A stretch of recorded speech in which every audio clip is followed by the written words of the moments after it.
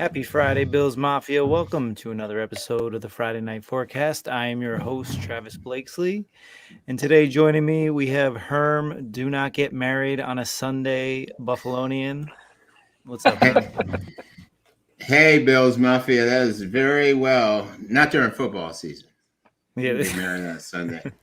But not when the Bills are playing, especially when they're playing the Jets. And when you live where I live and Travis lives and where Cody is from, you're trapped behind enemy lines with those fraudulent New York teams. Where I live too, right. Where you live too. Well, That's yeah, right. yeah. You're in the belly of the beast. Yeah, you're in the belly of the beast. It's true. That's right. With the fraudulent New York. Speaking of Cody, welcome back, Cody. How you doing? I'm doing well, guys. Happy to be here with you. Thanks for joining us. For the uninitiated, here on the Friday Night Forecast, we give you our takes, predictions on the upcoming matchup. Today, this week's going to be a little different. We're going to focus less on the opponent, more on ourselves. I think a little bit of reflection is needed for this week as, man, that performance last week was rough. But again, you know, we'll kind of break down what we think is going to happen. If you're not able to catch the live stream, just remember you can go on any audio podcast platform, like, subscribe, and share as always. And gentlemen, I'll turn it to you, Herm. You think this was the ugliest loss since 2018? Well, let's see. You're saying 2018, which was what, the playoff game? No, Josh's first year, where there were quite a few stinkers. Well, okay. I've had an opportunity to evaluate it for some days now, and I'm quite a bit older than both of you guys. This is one of the worst Bills loss in my lifetime. Okay, because 2018. Okay, Josh was basically in his second year. Yep. Rookie year, but the expectation level of our team was as such. We were in the power rankings of late. We were the number one team in the AFC. We're facing the worst team at the bottom, 1-6, 31st in defense, and we were in the part of our schedule where we had the Dolphins, Jacksonville, and Jets, which coming off of the Tennessee loss, the prognosticators had us as three. Those were people were complaining we had a soft schedule. Okay, and then we get 2 field goals. The one of the top 2 deep offenses in the league. We had 2 field goals. So as I said, I'm a lot older than you guys. I'm going to take this back long before 18. This is one of the worst losses in Bills history. And I've been on a lot of Bills sites with some people who go back. I go back in the Bills into the 60s in the AFL. So the expectation level, this was so disappointing. Just the fact that we lost 3 field goals to 2. We didn't score a touchdown against the worst team in the league. Let's just keep riff-raff. It was Rick, Cody. Thank you. It was Rick. It was riff-raff. We go one episode without it. Yeah, no. We lost to riff-raff. That's Herm's his go-to. Well, listen, Herm, you're right. You are right, but you know more than anybody else that if you don't show up, you get your ass beat. It doesn't matter if it's riff-raff. These guys get paid. They beat the Dolphins, and the Dolphins just beat Baltimore. I mean, it's a funny league, and it's no excuse. It was an awful performance. The Dolphins are. We've beaten the Dolphins twice and smashed them. So yeah, but Jacksonville beat the Dolphins, and the Dolphins beat Baltimore. I'm just saying the parity. It's no excuse. It's a terrible 6. It's funny because 6-9 is worse than. I mean, remember when we played the Saints? I don't know, maybe it was 2017, and they just ran all over us. That's the kind of game I was looking forward to. But in the context, I think it was the worst because of just the expectations and that's right. Let's be honest. that defense we faced is not a good defense.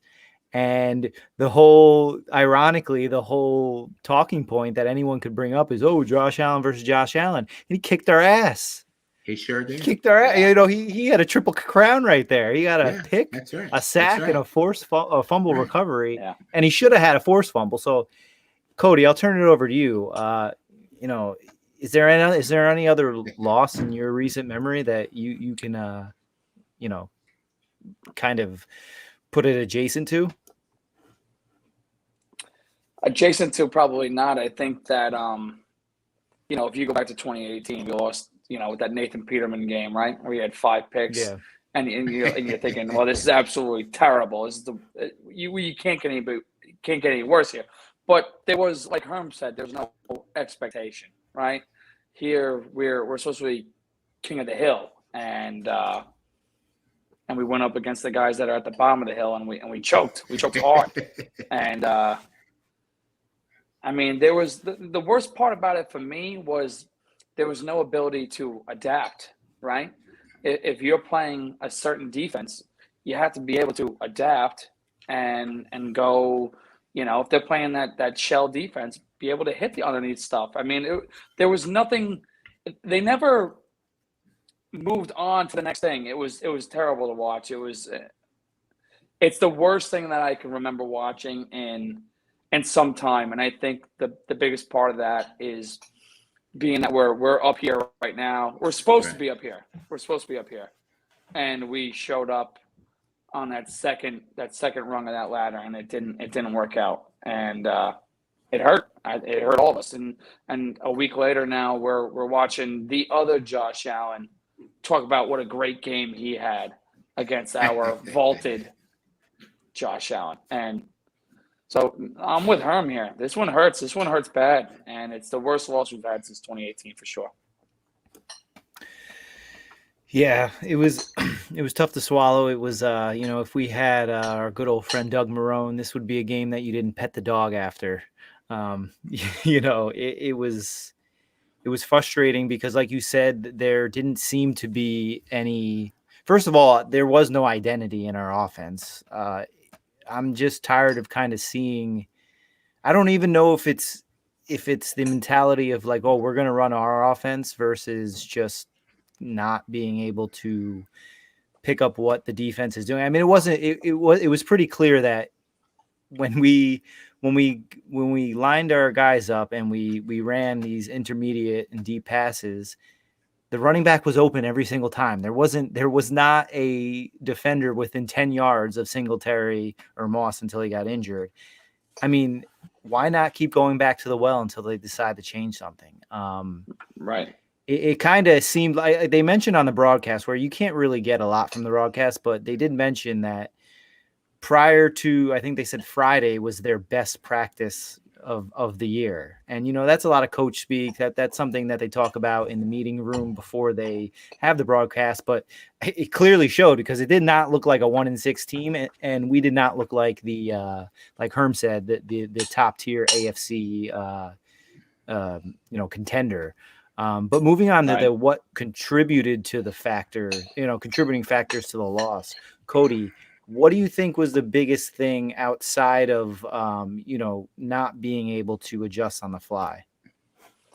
Well, I think the biggest thing here was the O-line, right? I mean, there was such an inability to block. It was outrageous. It was atrocious. It was there's a couple guys there that probably shouldn't even be on the field again. I mean, we can point to a couple of them. One with my own namesake there, which is terrible. But I mean, it was atrocious.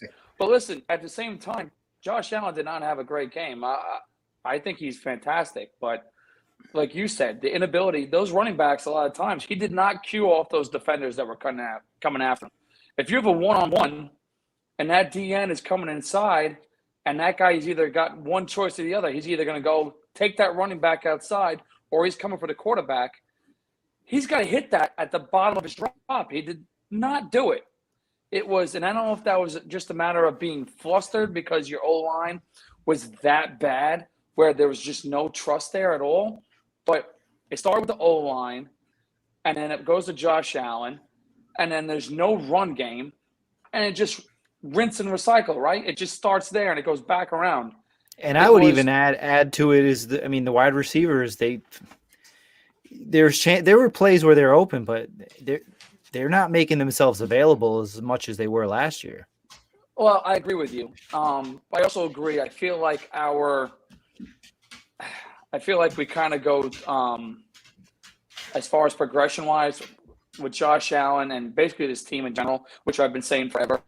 The progression kind of looks it's looking deep, and then you go to your second, your third read, your fourth read is your running back, which might be, but when your first read is 20 yards down the field and he ain't open, by the time you hit that drop, your fourth option is already too late in the progression, and you're throwing it to a guy who's getting hit as soon as he hits as soon as the ball touches him. It was terrible. It was awful. Start with the O-line, Josh Allen, and no running game in that order. Herm, what are some contributing factors for you that you could touch on? Well, I think personally, Travis, but one of my pet peeves, and it started at the beginning, our opening drive. Where did we go? We were at the 5 or 6 yard line. We drove to their 5 or 6 yard line. First and goal. I think it was the 4. The 4. First and first 4 and yard goal. line. We ran a running play for no gain or a loss of 1. A loss. We threw a pass into the flats, which, as Cody said, as soon as he got the ball, he's tackled. And then we throw an incomplete pass, and then we do a field goal. Play calling inside the red zone. So right there, we get a field goal, touchdown. We lost 9-6, but we didn't score a touchdown. And so it was indicative we didn't run the ball. I think our running backs ran for 22 yards total outside of Josh Allen's running. Yeah, 9 carries. 9 carries, which is pathetic. But once again, on a few of the drives, we ran the ball. We drive to their 5 and 6 yard line. We don't go for it. Going for it from the 5 or 6, I can't say I necessarily agree with that, but I'll take the points. But we didn't finish the drive. I mean, you know how I feel about that, or my mantra. Finish the drive. Yeah, and looking back at it, as much as we might have wanted to go for it, we weren't scoring it. If I were to bet, we wouldn't have made it anyway. It was just I wanted the field goal because our offense looked inept at the 4 yard line, 5 yard line. We ran 3 plays for no gain, and that was indicative to me. It kind of set the tone for the rest of the day. And let's see, we were inside the we were in their territory when Josh threw an interception. Which would have been another field goal, possibly, the way Bass is kicking. Fumble. There was a stat. He did the RPO. I read a stat this week that he's ran 14 RPOs and kept the ball 12 times. So right there, I think if I'm scouting him to keep the ball. He wouldn't, he didn't give the ball up on that. If you remember, that's what teams are doing. Yeah, exactly. So, to me, the O-line stunk. I mean, that was evident. And Cody spoke on it. I mean, they were terrible. Terrible. Yeah, terrible. So hopefully, Spencer Brown's coming back this week, as I saw, and Feliciano as well. I don't know, the mix. Well, he's on IR. Yeah, he can't come back. He's at least 2 more weeks. He's not, all right. He can't come back for 2 more weeks. But the bottom line, the O stunk. The play calling is terrible to me. With I can't. You're asking me what I think about it, but to me, that first drive was indicative. You had play calling and our inability to score a touchdown from the 4. So, and that set the tone for the rest of the day. Because if you score a touchdown there, you're up 7-3, and penalties. The penalties, the penalties were just from the opening drive when Trey White got the personal foul. Otherwise, they were off the field and they ended up getting the field goal. If I remember that correctly, it allowed their drive to continue, and they ended up getting 3 points. And it was very odd because it was like an exact replica of the play prior that Chenault got the Exactly, penalty right. for. It was the same So, thing, and it was just like a makeup call. It yeah, seemed. it was a makeup call, but that was officiating. It's neither here nor there. But the bottom line is No, the yeah, drive was of allowed to course. continue, and they ended up with 3 points when they should have been off the field. And then we drove the ball down. We did what we expected our team to do, but we came away with 3, and that kind of set the tone for the rest of the day. You allowed, Cody said it right, my term, not to be condescending, riffraff. You allowed them to believe they could win, and that defense all of a sudden they were like, okay. You heard one of their players said they looked at our sideline and said that they thought that we weren't into the game, and obviously. And I'm sorry to interject, Herm. Just to pick up where you left off, it kind of felt like the Jaguars did to us what we kind of went into the Kansas City game with. It like a chip on our shoulder. We're gonna play them physical. If we get a couple penalties, whatever. But we're gonna knock them around a little bit and see what happens. And they set the tone, and we didn't match it. That's right. Yeah, at the end of the day, football is still a sport of it's violence. It's you're trying to outwill your opponent. You're trying to make the opponent not want to play, not want to line up, and that's exactly what they did. The comments are on fire here, so I'm going to go through a couple of them, and it'll kind of tie into our next talking point. The knock on Allen is when he goes hero ball mode. Happens when all else is failing and tries to do too much. It happened. I mean, I don't blame him. I mean, what are you going to do? Yeah. It was sad to see him sitting on the corner of the bench looking so dejected. And I understand why, but there was no, you see turning points in games where somebody's firing someone up, a group of the wide receiver group, the offensive line, whoever it may be, they're getting together and they're trying to fix something, where he just sat at the corner of the bench with his head down, and he's either looking at the tablet or he's just staring into space. And it was sad to see, because there's so many times where we're in a close game at the end of the fourth quarter, and I have supreme confidence. And I mean, I would be a liar if I said I had faith in them. And, Fran came out and she was like, oh shit. And I was like, yeah, I don't think they're going to pull this one out. And, it ended fittingly. You bring up the challenge. I mean, the way the officiating was going that day, it was a waste. It was just you're blowing a challenge and you're blowing a timeout. That certainly wasn't the make or break moment, in my opinion. Let's get to Justin. They just made it even so much more pitiful to watch. I mean, just bad. I mean, yeah. Oh my God.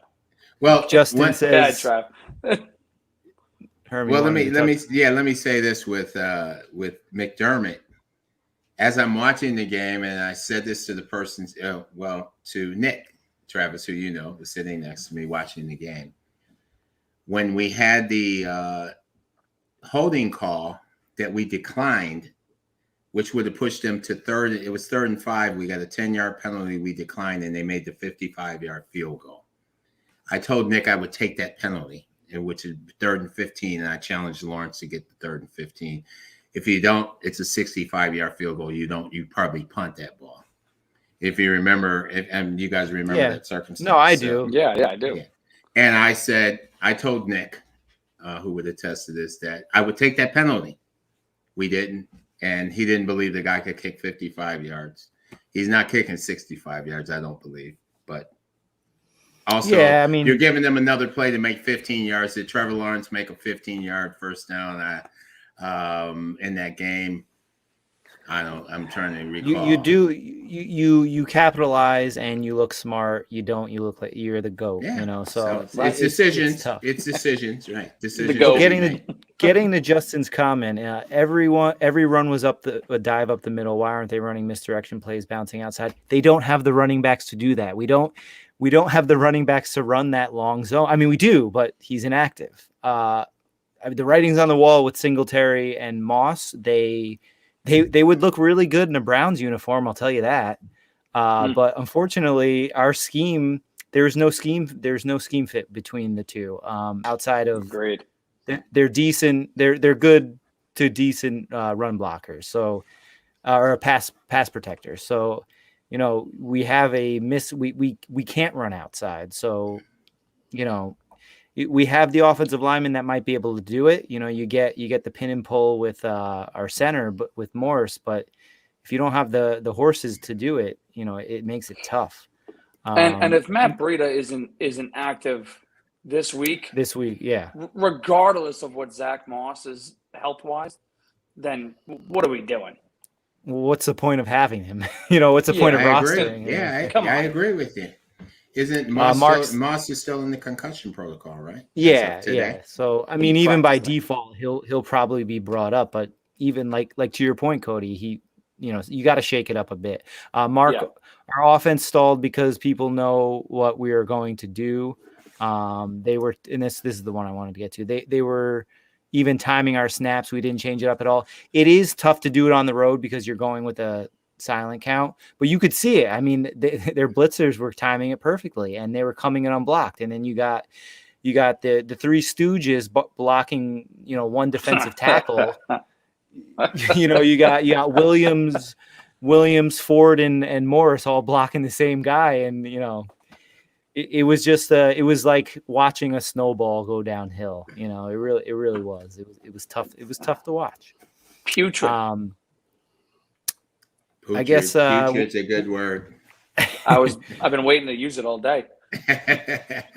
Cody, do you believe that the front office and coaching made a crucial error with the O-line? They chose to run with the same horses outside of drafting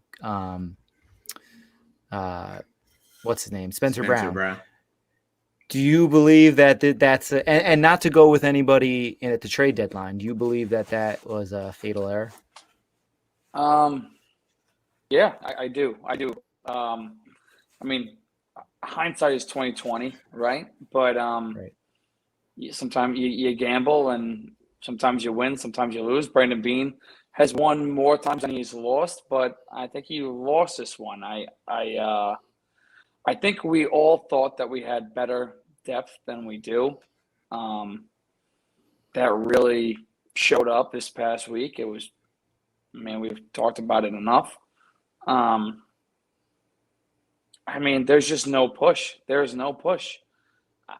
It's without a doubt, at least in my opinion, probably in most people's opinions, the Achilles heel of this team, right? I mean, if you could pick one position group on this team that says, okay, on offense you have yada, yada, yada. We don't have the greatest running backs, okay, but who can run behind this line?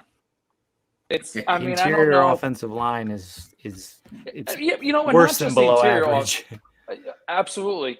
And not just the interior, though. Deion Dawkins has perpetually underperformed. And then you see somebody come off the right side on Darrell Williams' side, untouched. Completely whiff on a crucial drive at the end. Yeah, not to ramble on and off, but they gambled, they lost. They did. Yeah. They did. And to kind of galvanize your point, the Bills have allowed, or Josh Allen has been under pressure 129 times. He's been pressured 129 times, which is second in the NFL, only to Sam Darnold's 132. We mentioned it in earlier podcasts where we would say, Josh Allen, you send one guy at him, he's masking the weakness of this offensive line, and it really has come to bite us in the ass now. Herm, anything you'd like to add about the offensive line? Well, just to piggyback on what Cody said, and the off season, we picked the draft with Spencer Brown, which he's played well. He was hurt obviously last week, but I think they did have a lot of faith that the returning guys who we signed, if you remember, I think 3 of the guys were free agents. But Feliciano came back. I think initially he was 20 pounds underweight what he was last year, which was of some concern to the team. Now he's hurt. And he wasn't asked to do that too. Exactly right. They surprised everybody by coming back 20 pounds lighter as an O lineman. Cody Ford as a second round pick has just been a disappointment. As you said, your namesake, Cody. Yeah. He's disappointing. I mean, horrible. Sunday, he was. I don't even know why. It'll be interesting if he sees the field this week. But all right, Anybody else? Yeah. I mean, so. Darrell Williams is underperforming. Dawkins. Williams is underperforming. He had I think a couple of plays as I did some research and reviewing. They came around him like as a I mean he was horrible. Turnstile. He was horrible. Yeah, like that's a good term there, Cody. A turnstile. Just went around, and as soon as Josh got the ball on a couple of occasions, you had a guy charging at you, which made him make a move, obviously, an evasive move. And then he's on the run, and even when Josh Allen got his sack on him, if you remember, it forced him to twist back around into the pocket. In that one, actually, Josh had about almost 2 to 3 seconds to throw the ball, and Allen came around on the backside, but he got him. Yeah. So. Yeah, the line is horrible. I don't know at this stage because the trade deadline's gone, and it was limited also. And then with salary cap and some of the people that possibly were available in trades to fit them into financially into us, it wasn't feasible for the rest of the year. But it is our Achilles heel. Running the ball, teams. They feel like, and I don't blame them, we can't run the ball. I mean, they don't respect our run game, and with good reason. I mean, we got 22 yards rushing Sunday from our running backs. Wolf. And yeah. So, but that comes down to, our line can't block. And if you really want to take it back a few weeks, that's what caused us to lose Josh slipped in that Tennessee game, but what happened? Our lineman got blown up. At the point of attack, he was blown up. Yeah, for half a yard or whatever we needed to get the first down and continue that drive and do whatever. So it goes back there. This was horrible. It was just a horrible display. Now, Herm, you're the stat guy there. I want to ask you maybe. I read somewhere, and I'm not sure the exact number. You guys might know, but it was something like our running backs are averaging like 0.44 yards before we get hit.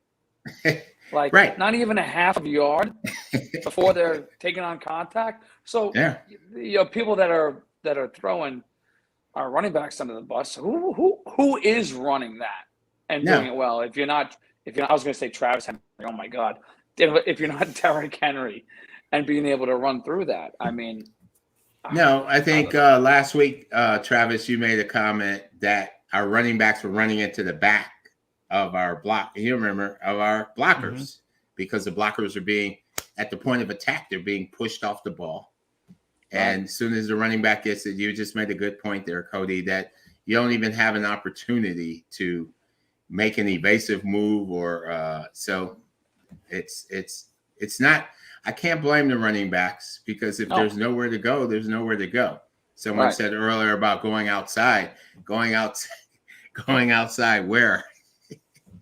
So I don't know. Yeah, I think a good offensive line can make a bad running back look good, but it's very hard to do the opposite. Sure. Yeah. You can have the best running back in the world behind this line, and if you don't have blockers, you won't gain yards. Right. I think Herm touched on it, Jeremy. Why the Bills haven't pursued any of the free agents linemen that are currently available. I mean, I don't think there are any. I mean, maybe DeCastro.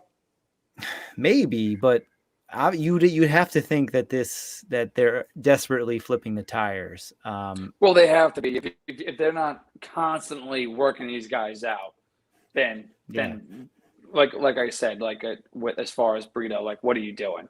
They have to be.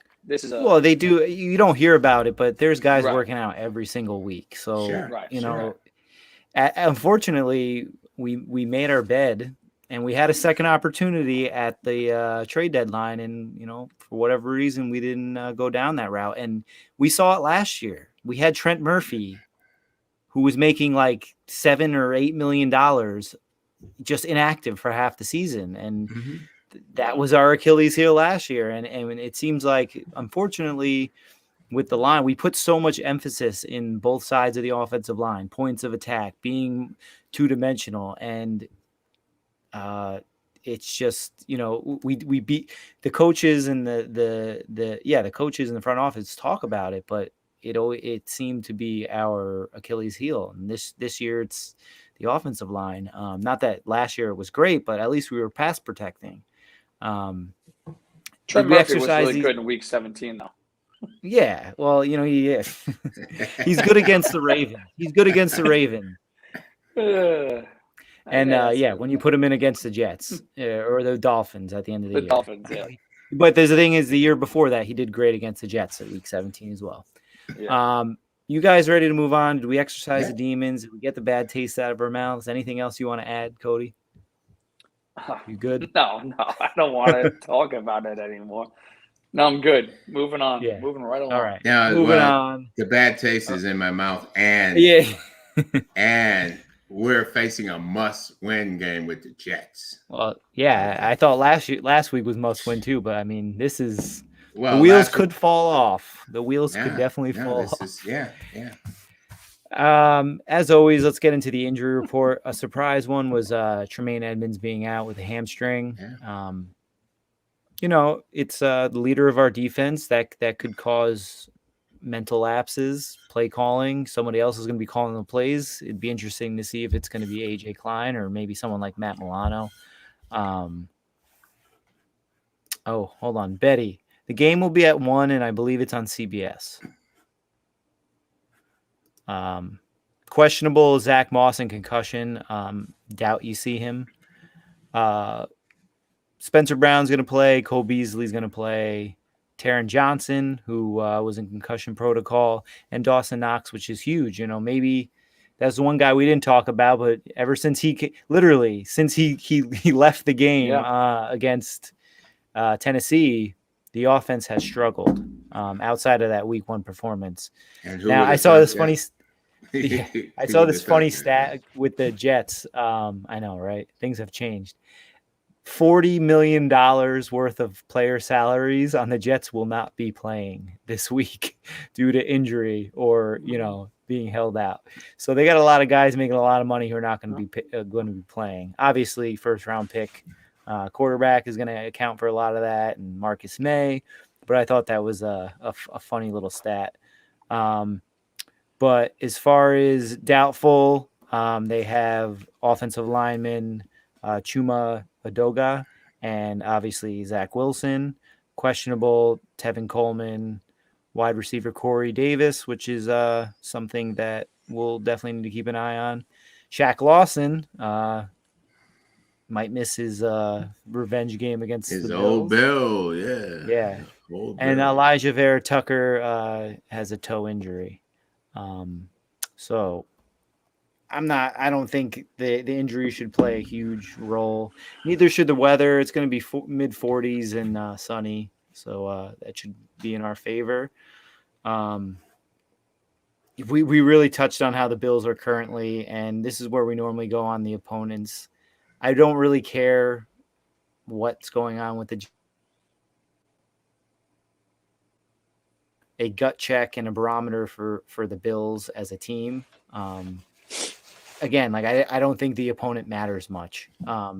So Cody, what do you think that you personally, what do you need to see to regain the faith of this Buffalo Bills team? I think you kind of hit on it before. I'm looking for an identity here, right? I mean, that game that we just came off was sloppy. I mean, you don't even know going into the game, what did you even prepare for all week? I don't even know. You touched on Dawson Knox coming back, and I mean, if that changes personnel grouping so drastically that's the missing link, then then we're walking a thin rope here. I'd like to see Josh make, quicker decisions. Actually hit a route at the bottom of his drop. Be more decisive. But really, I think the identity on offense is something that we're lacking. I just want to know, what we're doing you can kind of like, there's some games where you can they come out on the first drive and what we're looking to do, right? And there's an emotion to the game. And these guys got to really just kind of turn up a little bit. You came off of just an absolute terrible loss where you have opposing players calling out your energy. Right. If you don't turn up here, then you might as well pack it up. But to simplify it, I'm looking for an offensive identity. Yeah, I'm right there with you. Jeremy, to answer your question, Mitch Schwartz is 32, David DeCastro is 31, Russell Okung is 33, and Rick Wagner is 32. I'm not quite sure how much these older journeymen, so to speak, offensive linemen are going to do for the Bills. I mean, they've been on the waiver wire for a while, so I would believe that they're there for a reason. That's not to say that I could be wrong. Obviously, we need to explore all options, but I think their age might have a little to do with it. Herm, back to the question. What's going to regain your faith for this team? Well, I've said, in my opinion, and I think there was quite a bit of consensus that we had one of the best offenses in the league, which scored 2 field goals against a terrible defense. But as Cody said, we lacked energy. We came out on the first drive. We talked about this earlier, and we looked like the Bills. Okay, we were coming back after the Miami game with a 3-point first half. I think 80-something yards total offense in the first half. Won the game. Okay, we wanted to have momentum going into this game. The first drive, okay, it looked like that until we went down there and stalled out once again and kicked the field goal. This game, what I need to see from us, have I lost confidence? No, because I believe in the team and we have the weapons. So what we need to do here is come out, first drive, go down, score, defense does their thing. You're facing a Jet team with a backup quarterback who's played pretty well. And also, I'm going to say this, being up here, all of us are up here in Jet country. They believe they can win this game right now. The Jets are feeling that. They said, Mike White. Oh, Mike White. Mike White's played well. I mean, I feel Mike White's played better than Trevor Lawrence, to be part of the small sample size we saw. But the Jets have been, there's been some cocky talk. I've seen some of them on TV. We lost to Jacksonville, and we're playing them in New Jersey. I'm not saying New York, in New Jersey, and their defense, even though their defense has been exploited for a lot of points, and they're vulnerable, and they have a lot of injuries, as you're saying. So we need to come out and just impose our will on them early and often, and show not only the team itself, but the league, because as we've all agreed, the expectation level is we were picked as one of the top 5, top 3 teams in the AFC, one of the top 2 teams in the league. And now, it was an aberration last week. Some other teams lost, but they lost. Dallas lost. The Rams lost to what they felt, were inferior teams. But ours, to me, of all those games that lost last week, ours, to me, was the most shocking. And from a personal standpoint, us being Bills fans, it was embarrassing. So It's time, to let's change the course of action and get out on them often and early, impose our will. And I'm talking offensively. The defense has played well. Hopefully, I think they'll still do their thing and hold the Jets down, but we need to impose our will often and early offensively. Yeah, as you said, the defense, we didn't touch on them, but they deserve a lot of credit. They had one game where the Tennessee game was the only game where I would say they played, below average, maybe even average. Every other game they were Right. dominant, and it's a shame because as Bills fans, we've in our in the past 20 years we've seen this a lot where the Sure. defense keeps you in a game and the offense just can't get. They can't be that complementary unit. And I think you're onto something. I don't think it has anything to do with talent. I don't think it even has. I mean, the scheme when you're going to go up against a top tier team, I think it makes a difference. But specifically against the Jets, they need to be physical. They need to dominate the line of scrimmage. You don't need to be the most tactical. You don't need to be. You just need to impose your will. You got to do what Jacksonville did to us. And I think the Jets, they don't have a great defense. And this is a perfect opportunity for the Bills to kind of flex their muscles where, after the Kansas City game, that's all we were talking about. It looked like Kansas City didn't want to be on the field with us. We were the better team, but we dominated them on the line of scrimmage. And even with our defensive backs or a wide receiver, we were physical. So I think that plays a lot into this because if you don't showing up is not good enough. We showed up in Jacksonville. That's about it. And hopefully it's a wake-up call. If there's a coach who I think will flip the script, it is a McDermott. They talked about there wasn't music playing, there wasn't people dancing that first practice, I think on Tuesday or Wednesday. And, good. You shouldn't be dancing. You shouldn't be celebrating yet because, sitting at 5-3 with the Patriots right behind you, that's it was like after the loss against Tennessee, it was like, oh, we're not going to get home field advantage. Now it's like, do we actually have to think about losing the division, the AFC East? Yeah. And that's something I don't want to have to think about. No, and we talked about AFC losses. Now we have 3. I mean, 3 of them. Right. I know. You're it's right. horrible. You're right. It's getting bad. Yeah. What style of offense do you think that is needed to get them back on track? If it was up to you, how would you draw up?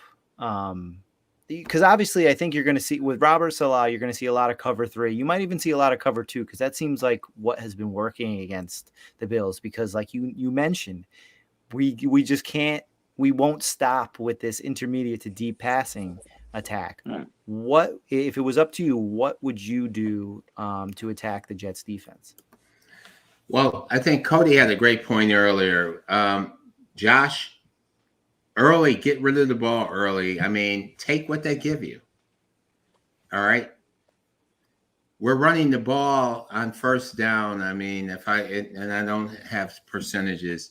We're running the ball on first down. We're getting 1 yard, 2 yard. Now we're in 2nd and 9. We might pick up 3 or 4 or maybe nothing. And then we're in 3rd and 8. And right now, our team was built to pass. Okay, we run the ball. It's good to be multifaceted on offense and have a great running game. But if you look at the league, it's a passing league, and the rules actually offensively are geared towards the offense for the passing game. You can't touch the receivers after 5 yards, But we need to come out, and Josh needs to get rid of the ball, pick up 6, 2nd and 4, pick up 5, pick up 8. Also, when you're doing that, it's drawing the defense now, okay, because Jerry Manchester, I agree. I'm talking small yardage passing game because now all of a sudden you got to start respecting. It's happened to us. If you look at the Tennessee game, what did they do? The passes were 8 yards, slants. They weren't throwing the ball downfield. No, I mean, I think we lead the league in giving up passes over 20 yards. You're not getting that against us. But what's been effective against us is the passes in that intermediate game or slants. They get the ball and run 5 yards, 7 yards, 10 yards. So I would like, as Cody said, for Josh, first of all, get the ball, get rid of it. Get rid of it.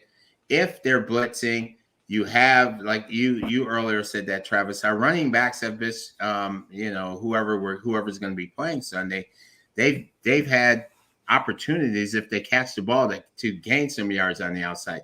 We threw to Cole Beasley, if I remember correctly, and this was a criticism I read.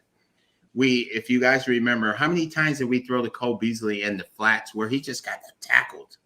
And to me, he's not that elusive if he gets the ball. He's good to go down and in that slot and turn around and get a pass 10 yards, 8 yards, or whatever. But to give him the ball and expect him to evade a cornerback or a safety or a slot cover, he's not that. I don't think he's built for that. He's not that quick he's not fast and elusive. And he's better with the ball out of his hands to get that separation. Thank you. Yeah. And how many times did we throw the ball? He's a route runner. How many times did we throw the ball to Cole Beasley in the flats last week, which was discouraging us because I think on that first drive, the second play when we had 1st and goal, went to Cole Beasley in the flats, and what we gained 1 yard. They tackled him immediately.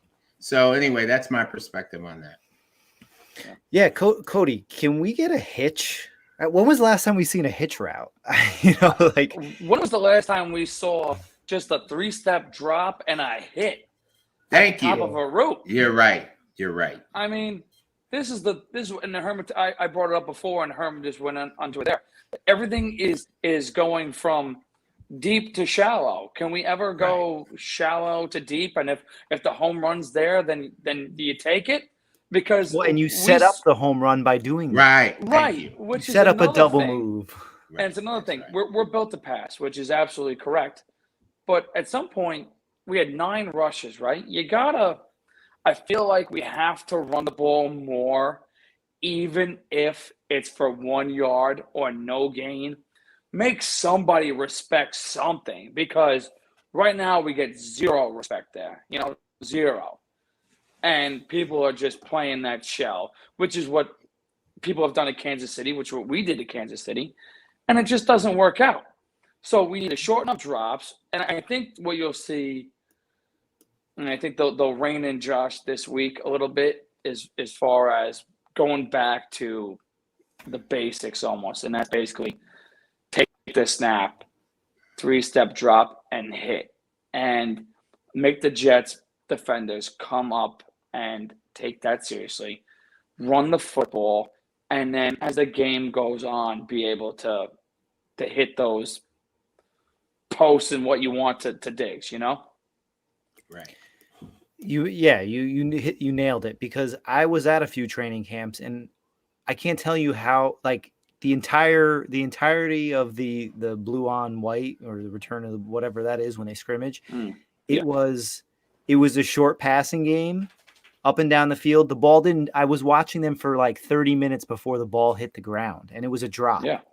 So it's just in start, like, I get it. We want to see those longer developing plays, because those were the highlights. Like, you take all those primetime games that we really kind of, the Bills showed the world what the offense was about, and the legitimate contender.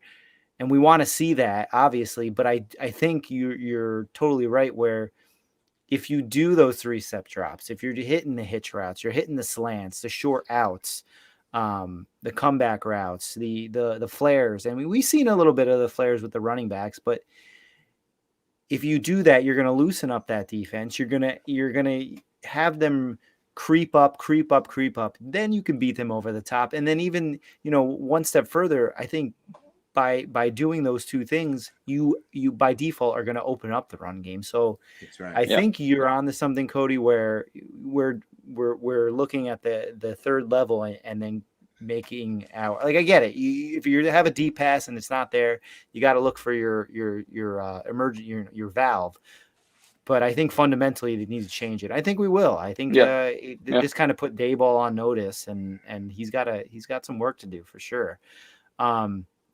Speaking of the running game, Herm, I know you don't want to see it necessarily, but do you think you're going to see a commitment to the run game, kind of like what we saw when we went into that first game against the Patriots last year?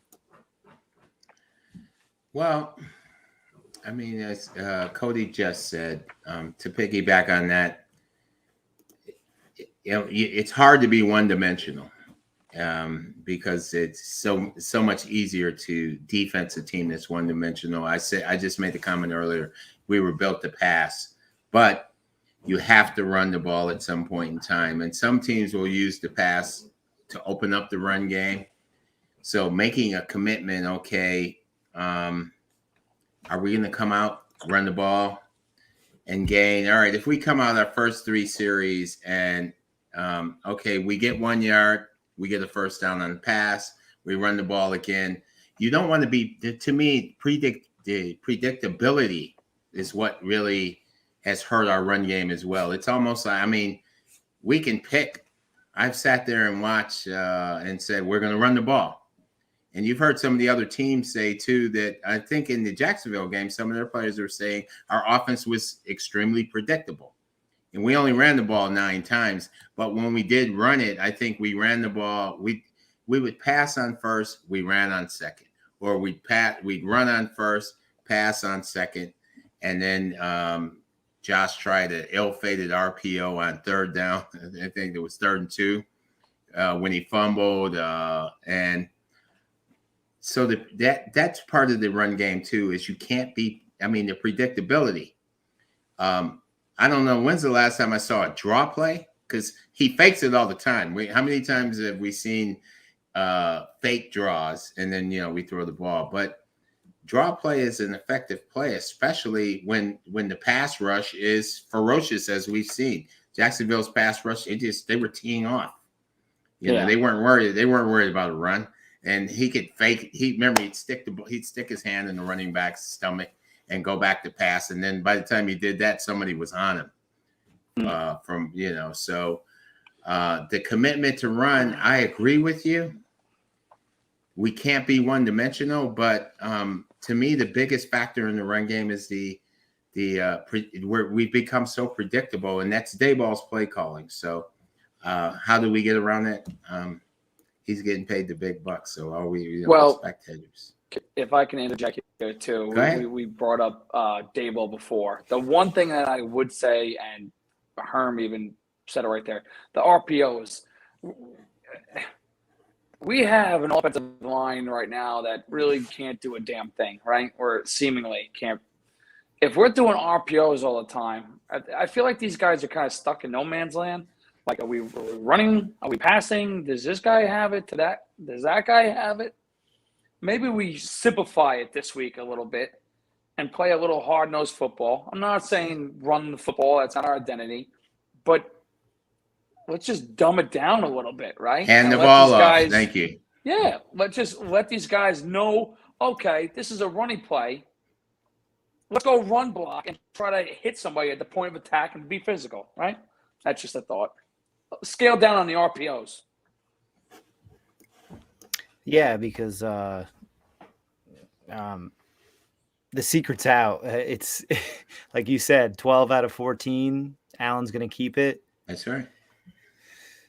There's no point of doing an RP. You're allowing time for the defenders to get on you if you're just going to make that decision. It's funny because right, that's right. As good as Josh Allen is at running, I don't think the RPO has ever been his bread and butter. I agree. There's a few where they end up playing man-to-man and the receivers might drag the guys off the line of scrimmage, and that you'll see those 30 or 40-yard runs. But like Herm alluded to last week, it's when he's passing and then running, when he's scrambling. So yeah, I don't really know. I don't know if we're going to see, I don't know if we should, and I don't even know if we're going to see it. I liked Justin's comment. He said, Daboll's best games are when they come out with a bunch of misdirection and a couple trick plays. You can tell he puts some effort into it. The last 2 games seemed like they're running vanilla plays. And I tend to agree. Every now and then we saw failed trick plays. I mean, we see nothing out of McKenzie anymore. He's hardly on the field. Yep. I don't know. The creativity, it certainly doesn't seem to be there. And, I don't know what I watch offensive plays of many teams and I understand what they're trying to achieve. And a lot of the times I watch the Bills line up and it seems like they're drawing plays up in the sand. And I know that sounds kind of, ignorant, but it just doesn't, I don't see the direction. I just think there's no cadence where you see a lot of, the Shanahans of the world where they have 15 scripted plays and, Scripted plays, right? Either the third play sets up the 13th play, one look leads into another. And I just don't see it. It's going back and watching, trying to see if there's any correlation in the way they're lining up or one formation to the next. I don't really see what is trying to be done. And, maybe there's Dayball is like the flavor of the week. He's either the best coordinator and he's going to be the head coach of the next franchise, or he should never, people want him fired. So it's really, right. it's hard to kind of decipher. Right. Well, he'd better pick up his pace now if he wants to be. Yeah, I mean, that's he was true. a hot commodity after last season, right? Right now, Fraser's looking like a better option for sure. Guy who's done it in an elite defense. Yeah. Well, still, there's some games to be played. Of course. Which makes us let us move on to the matchups. I'll give mine first. I want to see the Bills' ability to get open and find the soft coverage in the zone. We're going to see zone coverage. Robert Saleh is a defensive coordinator. He runs a specific type of defense, and generally it's a lot of cover 3. That's not to say we won't see things changed up, but I want to see these guys find the soft spot of the zones, and that starts with those slants. When you're running a cover 2 or cover 3, there's going to be a area between the linebacker, the outside linebacker, and the cornerback that should be a soft zone. And we have receivers who know how to find these openings and sit there.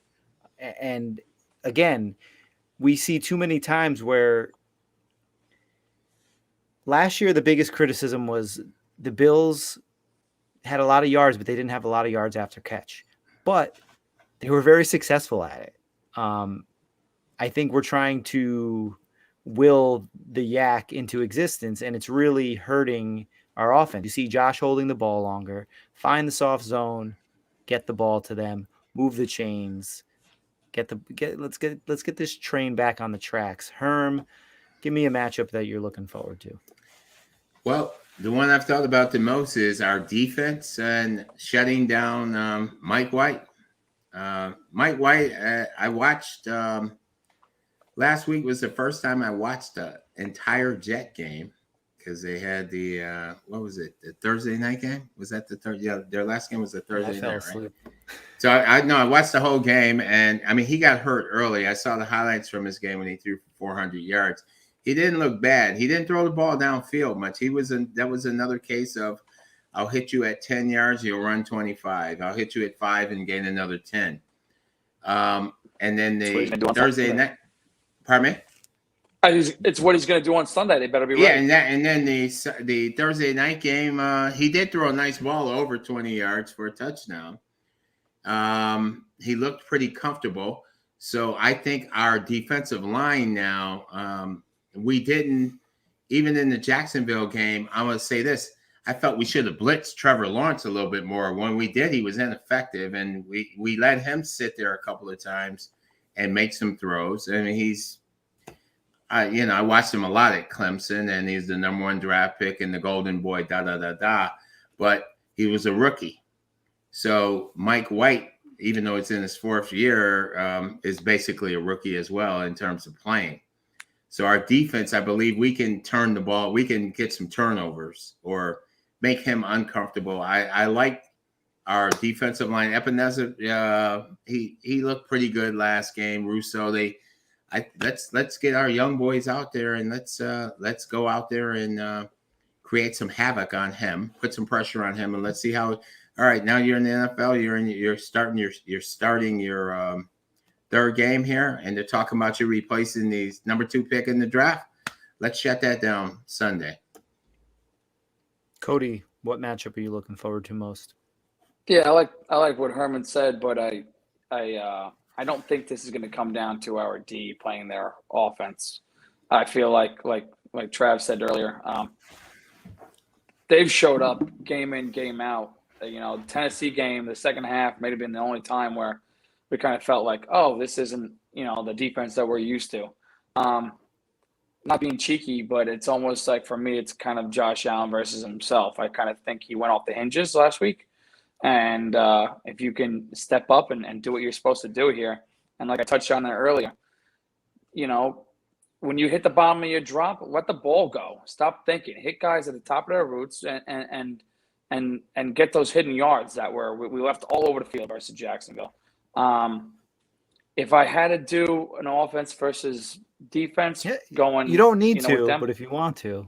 But just to touch, just to put something in, a couple of years ago, I remember being in the Meadowlands for the Jet game, and when C.J. Mosley went out of the game totally changed. I mean, it was an absolute night and day.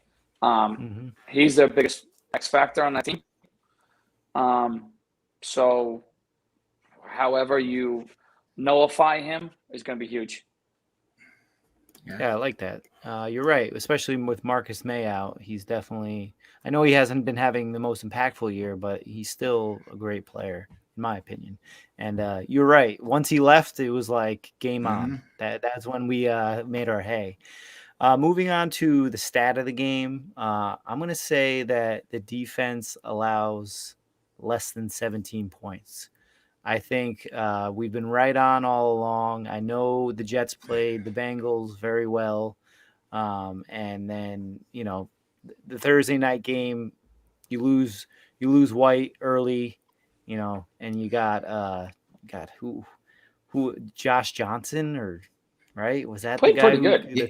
He played well. No, Josh. Yeah, he played well. I agree, Cody. He threw for over 300 yards. I couldn't believe he's one of those guys. That's Yeah. exactly what I was going to say. He's one of those guys where it's like when Geno Smith came out, Geno Smith is still playing. You got EJ Manuel on like ESPN or whatever. Geno Smith is still playing after he got his after he got his jaw broken. He's still playing. So yeah, I think that the defense is going to stymie this Jets offense. So I'm going to go with the defense allows less than 17 points. Herm, give me a stat of the game. Well, that we run the ball for our running backs. And as you said earlier, Moss is probably going to be out because of the concussion protocol. Singletary will be there. Activate Breeden. The Colts ran for 260 on the Jets on that Thursday night game, but their running game is better than ours, and they're built to run the ball better. But I feel we can run the ball. When you asked me earlier about the commitment, I'd like to see us gain at least 130 yards out of our either between the two running backs or whoever the third running back they use. I'd like to see us gain at a minimum 100 yards rushing from our running backs. If we do that, that'll help our pass game immensely. Cody, you got a stat of the game? Cole Beasley, 10 for 110. All right. Touchdown. 10 for 110. We got a touchdown. All right. All right. Start him in fantasy. There you go. All right. Key offensive keys of victory. I think it's simple. Protect like an NFL offensive lineman. We're not asking you to stymie every blitz and pick up every corner that comes off the edge, but we don't need 3 offensive linemen blocking the nose tackle, for God's sakes. And that's the thing is yes, do I think the Bachers and the Fords and even is the COVID thing for Dion real? Maybe. I don't know. Has he been taking his off-season training is serious? I don't know what it is, but these guys, they might not be the best offensive linemen, but they just need to work as a unit better. I think that's what it is. It's like I can take a guy getting beat. I really can take a guy getting beat. It's going to happen. Right. But what I don't want to see is guys going unprotected. And there's many times, and it started in the Miami game where they seem confused. You hear guys calling each other out on the offensive linemen before the pre-snap. Yeah. And, it's just not as cohesive as I'd like to see. So let's just block as a unit. I'll turn it over to you, Herm. What's a key to your victory for offense? I'm gonna Don't lose. repeat. Hold on. Don't lose 3 field goals to 2 field goals. Very simple, Justin. Sorry, Justin. Herm. No, Justin is like, I've been saying that all week. That's basically what I said. I didn't even say 9-6. I said 3 field goals to 2. But what Cody said earlier, Josh Allen. You're saying, okay, for my emphasis on offense is Josh has to come back and play within himself. Okay, the hero ball is one of the commenters mentioned earlier. The last interception he threw, which was under duress, take the sack. He was doing that earlier in the year. He did. We'll go back to a couple of years ago when he did what he did last Sunday, when you're on your way down, and Matthew Stafford did it too. So but in the end zone. So take the sack. That was the one I think Josh Allen picked that one off right there. That was like a gimme right there, and that could have been anybody else. It could have been the ball boy. Could have been the ball boy, but that set up their winning field goal, if I remember correctly, as well, right? Yeah. So, but the bottom line is, just he has to improve his focus. You talked about him being dejected and by yourself down on the bench. You're a leader. The team looks to you. You've gotten your props around the league. You've gotten your money. Now just go ahead on and be who you are, but still just maintain some composure. And you're not who you are 2 years ago. He has progressed. I mean, he's progressed immensely. And go out here tomorrow. You're playing Mike White tomorrow. I mean, the opposing quarterback. You're not playing him, but you're Josh Allen and Mike White's on the other sideline. So I think we need him offensively to perform like he's capable of performing. That's my offense. I wish the game was tomorrow. Yeah, Sunday. Excuse me. Yeah, I'm sure you wish it was tomorrow too. So do I. Yeah, so do I. Watch the whole thing. Cody, what's your key to offense? Key to victory for the offense? Keep it simple. Keep it simple. You have a better team than they do, right? You have playmakers that don't line up with guys across the field. Let's not make this, harder than it has to be. Go back to the point of attack that we brought up so many times. Stay physical. Block your man. Communicate, right? That's the big thing that you were talking about, Trav. There's no communication, right? So let's dumb it down a little bit. Keep it simple. And let's just go out and play physical and win at the point of attack. That's it. Jeremy, I just want to clarify. 15-point victory is a little bit more than barely winning. Just want to point that out. Jimmy's pretty funny, anyway, man. That was good. Yeah, that's the old yeah. Key to victory for the defense. I'm going to answer this on all of our behalves. Just keep on keeping on. Just keep on keeping on. That's all. You just keep doing what you got to do. We've been playing well. There's nothing more to add. Herm, I'll turn it over to you. How does it play out? Give me a prediction. I have us winning this game 31-14. I like it. A nice bounce back performance. Yeah. He'll get a touchdown. Cody, what do you got? I wrote it down 31-17, so I'm right with Herm there. Okay. All right. Yeah, I mean, Mike White showed a couple of things. He'll get some points, but our offense jumps back. You can't lose to these two riffraff teams in a row. That's what I'm talking about.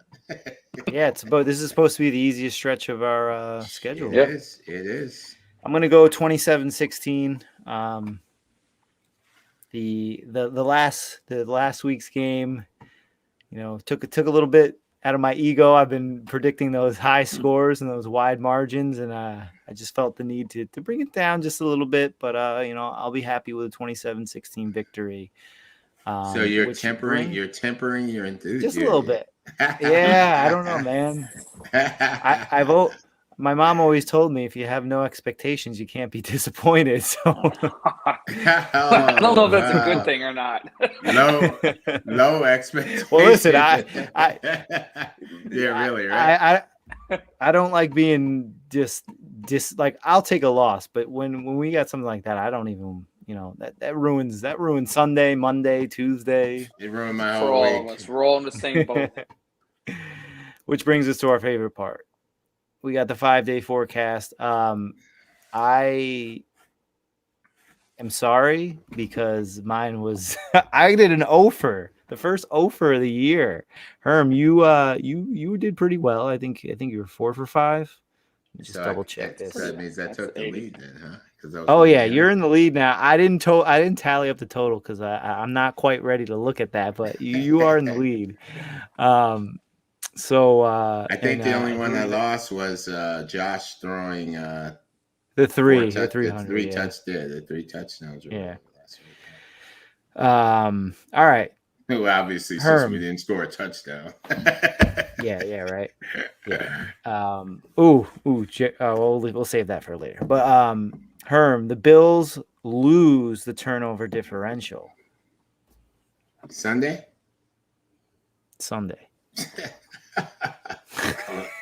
Cloudy. It's cloudy. What do you think, Cody? Cloudy. Yeah, I'm gonna go cloudy as well. Yeah, you better not go contrary on that one. I don't think I'm not sure if we're gonna win for that. I'm done with my contrarian takes for a little bit. Yeah, thank you. Right, I'm not on that one. Nothing to add there. Herm, the Bills score touchdowns over 50% in the red zone. Clear. Finish the drives. Yeah. What do you think, Cody? Me?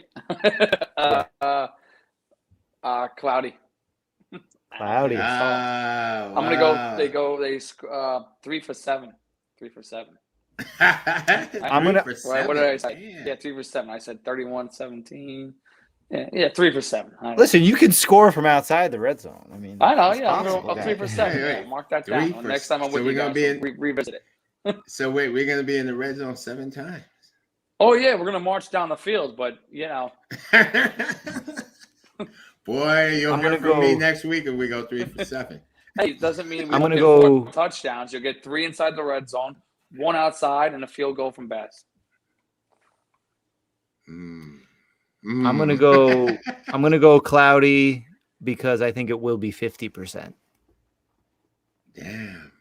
I should have gone 50%. So I would have gone 3 for 6. I thought about it too much. I was about to say 3 for 6. You went with the 3 for 7. So you're saying 3 out of 6, 2 out of 4. Travis, you're saying you're hitting 50 on the. I'm not giving you my secrets. I'm just saying it's not over 50%. Wow. I'm just going. I give you numbers. I give you numbers. All right. Well, I like the 3 for 6 though. You see the guy over here who harps on that red zone. I believe we're gonna break through because they know I'm in their ear. I don't want no third quarter text with Herm all angry about not scoring the finishing drives. I'm sick of it. I'm done. All right, Herm. The Bills. Wondering real quick, is Herm on top of me on everybody's box so I can do like the Brady Bunch, like where it's just like, right? Yeah. You're up there. I know. I'm up there. Hey. Herm, Bills hold the Jets under 300 total yards. Clear.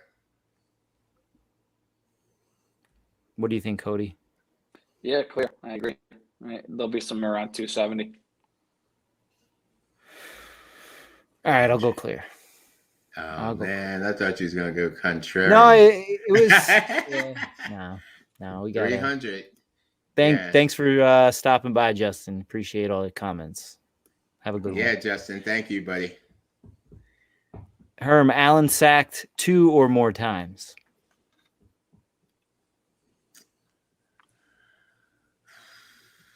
Clear. I hate to say that, but clear. Cody? Cloudy. O-line's right. going to be on notice. I think they'll get the ball out quick. I think maybe 1. Okay. Yeah, I'm gonna go clear. Only because I hope I'm right there with you, Cody. But I'm concerned about the offensive line, obviously. Even 2 sacks is not the end of the world, but No. you may be onto it if they decide to really hone in that short passing game. Yeah. And lastly, Knox has 50 receiving yards or more. Clear. Yeah. Clear. What do you think, Cody? Cloudy. Oh, he doesn't have a triumphant return for you? I think he gets probably at least 3 or 4 catches, maybe even a touchdown. But I think him being on the field is going to be awesome for us, but it doesn't mean he's going to have a big yardage game. So, and we don't know what the snaps are going to be. Yeah. He's just coming back his first week. Jeremy. I'm with Jeremy Moore. The thing is with the hand, he won't be medically if he's with a break. I feel like you're not going to be limited. It's either you can play medically, you're cleared to play, or you're not. And he's a guy where I feel like his pain threshold is pretty high. So regardless if he gets bumped, if it's structurally good, which it is if he's playing, I think he'll be out there a ton. And Knox he hasn't had too many receptions, but he's had a lot of yards. So I think it'll play right into it. Just to add to that real quick, I'm not worried about the injury. I'm worried about him not having practiced and maybe then limiting his snaps. Okay. But okay. Yeah, Jeremy says he picks up right where he left off. I hope so. And then for the fan forecast, I'll just give Jeremy a shout out because he's saying 40-9. I would love it. Jeremy, I like that, dude. We'd all have our confidence right back. And touchdowns from Knox. All right, fellas. Cody, before we get out of here, give me your closing thoughts. My closing thoughts. I think I've probably touched on it maybe at least 2 or 3 times this whole podcast here. I think it's really just dumbing it down, simplify things. So let's get back to basics. So let's get back to Josh Allen dishing it out to these stud wide receivers that we have here, right? And let's be physical. Let's show these other teams that we're not some joke on the sideline here. That really disturbed me. So let's get back to just being top dogs. Herm. Well, my closing thoughts are that coming into after the bye week, we anticipated this, and the league, they were criticized. There was criticism in the media that how did we get such a soft schedule after playing in the championship game, meaning that we had Miami, Jacksonville, and the Jets, and people had written that off as 3 certain wins. We saw the Miami game was a tussle. Last week was, as I said, one of the most embarrassing losses in my lifetime, and that's been a bunch of decades. Now we have to finish off that 3-game run with the Jets, and we have to go back out here, assert ourselves, and just show. First of all, they have to show themselves, the team, that they are who they're supposed to be, and who they really are. I believe in them. I've told you, I feel we can outscore anybody in the league, but when you score 2 field goals, that really tempers that thought, and against a lowly ranked defense. So right now, the way I look at this, there's no way on the planet we can leave this 3-game stretch at 1-2. That would be devastating, and it'd be a loss in the division and the conference. It's totally unacceptable. So I just want us to go out here and finish this 3-game stretch and redeem it at 2-1. I wanted a 3-0. I think we all thought it would be 3-zip, but 2-1 right now is acceptable, and then we move on. All off season, we hear about Stephon Diggs, how he's grown as a person, how he's not a diva, he's a team player, he's all positive. Stefan, I want you to be selfish this week. I want you to go over to Josh Allen and you tell him, I'm open on every single play. And when you need me, I'm there and I'm going to make a play. I don't need him to be a diva, but I want him to be a wide receiver. And wide receivers want the ball in their hand when they're not doing well. And a lot of people have said, Stephon Diggs is going to be a great team player when we're winning, but what happens when we're losing? So far, we haven't seen him do anything negative, and that's not what I'm asking for. But what I'm asking him to do is say, I'm the number one wide receiver, and I want you to look at me. I want you to throw me the ball. We saw a lot of it last year. I want to see more of it going forward. Spreading the ball around is all good.